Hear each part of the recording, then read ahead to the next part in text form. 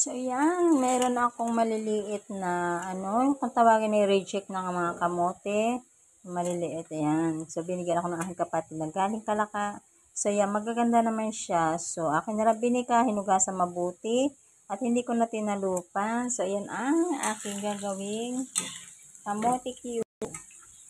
So, ako ng kamote Q. Kamote Q tayo gawa. Paano natin ito?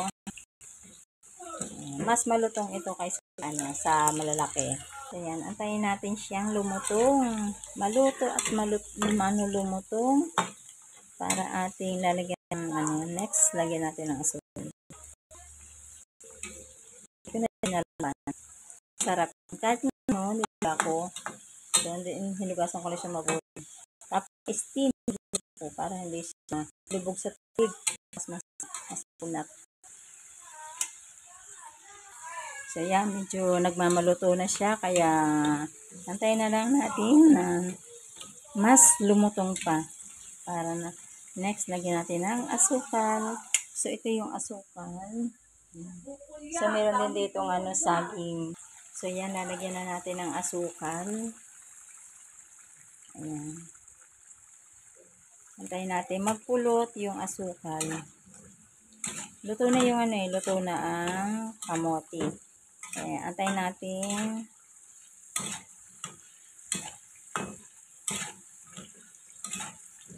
Magpulot yung asukal para kumapit sa sa kamote.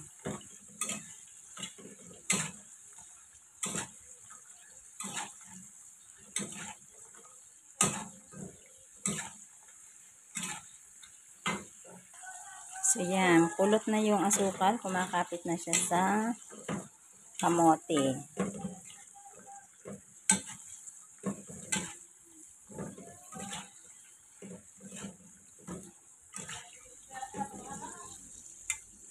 So, yan. Atin ang hahanguin. Kapit na yung asukal sa kamote.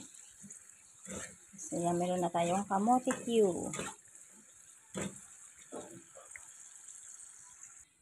So, yan. Nahango ko na yung unang salang. Ayan. Masarap na tumalutong na. Salang ulit natin yung padalawang salang.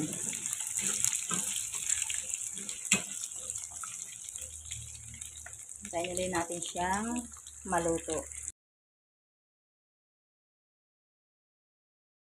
Hanggang kanya doon sa inyong lahat. Ay, nagluluto tayo ng kamoting maliliit. Ayan. Charan. So, yung luto na. Ito na yung luto na. So, atin titikman. Kaya masarap ito. Maraming salamat at shoutout po sa inyong lahat. Padalawang salang. Then, luto na at nilagyan ko na ulit ng asukal.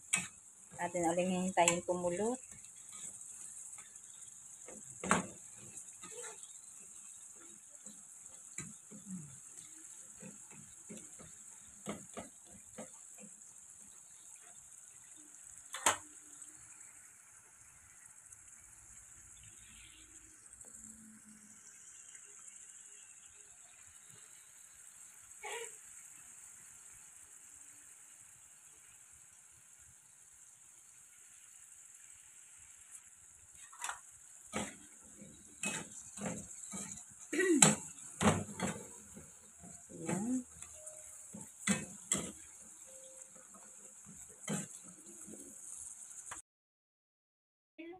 Naluto ko na lahat ito. So, yan po, ready na itong kainin. Ayan.